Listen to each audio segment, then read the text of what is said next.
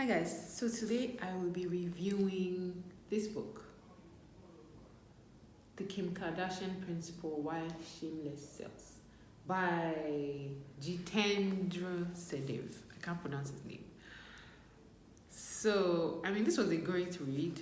One of the reasons why I liked it and why I knew I was going to buy it was because of the name. Because, of course, a very catchy title, Why Shameless Sells. The Kim Kardashian bit, of course, is fascinating, but I can read about Kim Kardashian on the internet. I don't need to buy a book, to read about her. But when he talks about shameless and why shameless sells, and if you want to be honest with yourself, and you look online today at Instagram influencers,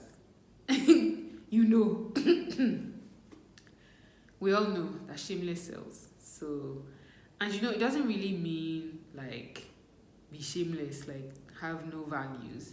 It's just basically you need to stop hiding. A lot of us are supposed to be creating content, we're supposed to be doing things, putting ourselves out there. But because you are quote unquote ashamed, you are shy, you are hiding your gifts and your talents, you're afraid of what people are going to say. And I get it. Doing these videos is not exactly easy for me. It's just that I've made up my mind that this content shall be created, whether I like it or not. Anyway, so I'm doing a review of this book because one of my friends asked me to do it. So I'm just going to share 5 lessons that I learned from the book. It's a total must read. It was an eye-opener. Even though it's a little explicit. His language is quite explicit and I'm a bit uncomfortable with that kind of language, but I was able to look, beyond it to actually get the lessons in the book. So number 1 lesson is authenticity is key. If you've been doing any courses about digital storytelling or just reading a lot, you see that one of the core messages now that everybody understands is what makes people connect with brands, is what makes people connect with influencers, with celebrities, is authenticity. In this millennial age, nobody is going to buy the lies anymore. You have to show your true self. You have to be authentic because people can tell. In the book, he says millennials have an authenticity detector. They can tell if you're fake. And the minute that they found out that you're fake, that's it. They're not connecting with you anymore. And that's why this can no longer be the age of, when you want to write an ad, you're like, the groundbreaking, history-making, people can already tell, So you have to go beyond the basics and really, really be yourself. Because when you're authentic, it means you're standing in your unique place. It means you have your own voice that nobody can replicate. And that's how you stand out. That's how people know the difference between you and every other person. So he makes a very, very strong case for authenticity in this book. And I totally get it because I understand more than ever before the need to really know yourself and be yourself. So that's number 1 point. Number 2 point is perfection is old school. Everybody knows you're not perfect. They know. They know you filter your pictures. They know that you're wearing a waist trainer and that's why you look so shapely. They know that you don't have perfect days. There's some days you sit down in front of your computer or your TV and you watch, you binge watch series. They know.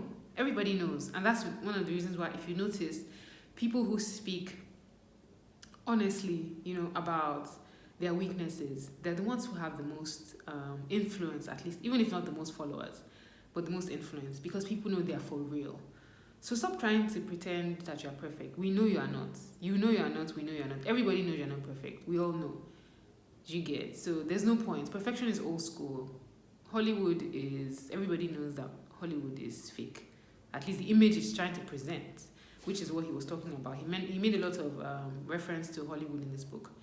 So stop trying to be perfect. Be yourself. It's okay. Then another point he made here is that hatred is engagement. I found that one especially interesting. That is, even if somebody leaves a hateful comment on your post, they're engaging with it. Do you understand? If he says something else that I really like, and that is that if you're not being hated, you're not really in the game. And this doesn't mean you should deliberately start looking for people to hate you, but some people can't just be satisfied. And no matter what you do, not everybody will like you. But if they actually go ahead, indifference is the worst thing. If people look at you and they ignore you. But if they hate you and they actually take an extra step, he's saying that hatred is engagement, so you should be grateful for it and you should take that feedback and enjoy being hated if you can, if you're bold enough. Then lesson number 4 is embrace your flaws. I mean, I already kind of touched on this before, but he also really emphasized the need to find your flaws and embrace them and find a way to make them work for you. By any standard, I mean, if you were going to look at America and the standard of beauty, I mean, look at all the people they put on covers as the most beautiful woman. You can tell that Kim Kardashian is not one of them. She's not the ideal image of, a Hollywood beauty. But the things that the world called flaws are the things that she rode on and rode them to fame. So, yeah, as much as I know you have your misgivings about Kim Kardashian, I mean, you cannot deny the fact that she is like the influencer of the decade, of the last decade at least. And there's some lessons that need to be learned from her. And I think the thing that intrigues me the most about their family is how unapologetic they are, basically. So that's actually quite intriguing. I might not agree with everything they do, but you have to admit that they get some things right. Then, final lesson that I took from this book is that you should be a shameless self-promoter. If you do not promote yourself, and by promote, I don't mean promote yourself at work, I mean advertise yourself, put yourself out there. What do? Show yourself off. I remember I read a book by Richard Branson and he talked about anything you do it with fine enterprise. Show it off. Go all the way. Let people know that this is what you do. So, and that's another thing that this guy talked about in the book, is that you should be a shameless self-promoter. Make sure that whatever you're doing, you believe in what you're doing and you put yourself out there and you show it off. God gave it to you, whatever it is, whatever talent, whatever skill, so that you show it off. And if you're not confident enough to show yourself off, nobody's going to show you off. So you have to do it for yourself. So that's another major lesson I took from this book, is that you should be a shameless self-promoter. It was actually a very interesting read. It's a big book, as you can tell, and I'm not really a fan of reading like really, really big books, unless it's fiction. But it was definitely, an enjoyable read, and I would recommend it 100%. Just prepare yourself, like I said earlier, for the explicit language. But if you don't mind, and even if you mind, I mean, you can look beyond it. Truly, it's worth the time. It's worth your time. So if you're gonna get the book, anyway, yeah. So it's a worthy read. Now that you're at home and you're wondering what to do, take your time and read the book. Right. Bye.